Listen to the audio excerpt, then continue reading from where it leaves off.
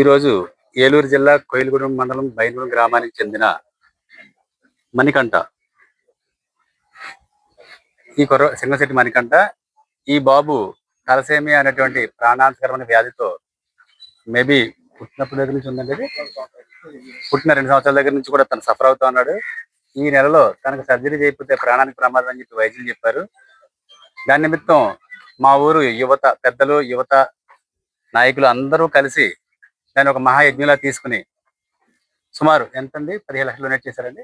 15 లక్షల వరకు కూడా కలెక్ట్ చేశారు.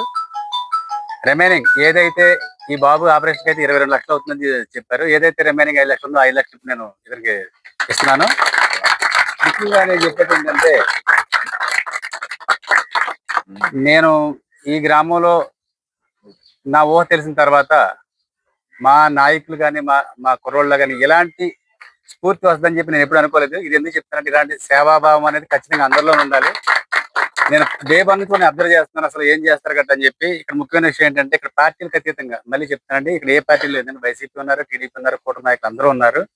కానీ ఒక పంచాయతీ ఎలక్షన్ అప్పుడు ఓట్ల కోసం ఎంత వెంపర్లాడతారో అలాగే డొనేషన్ కోసం ప్రతి నాయకుడు కూడా 10 రూపాయల కోసం కూడా వెంపర్లాడారని. ఎందుకంటే అది నిజంగా కూడా చాలా హర్షించదగ్గ విషయం. ఇలాంటి వాటిలో ముందుండాలి. ఈ ప్రపంచంలో శక్తివంతమైన రెండు అండి. ఒకటి తల్లి ప్రేమ, 2 మానవత్వం. దేన్నైనా కలిపేది మానవత్వం, గుర్తుపెట్టుకోండి. కుర్రోళ్ళు ఎవరికి కూడా ఈ కుర్రోడు ఏమీ కాదు, కానీ మానవత్వం వీళ్ళందరినీ కలిపిందండి. సో ఫైనల్ గా నేను చెప్పేది ఒకటే, మనకు సంబంధం లేని వ్యక్తులకి మనం ఏమీ ఆశించకుండా చేసే సహాయమే మానవత్వం. అది నాతో పాటు మా అందరికీ వచ్చింది, మా ఊళ్ళో అందరికీ వచ్చినందుకు చాలా సంతోషిస్తున్నాను. Thank you one and all.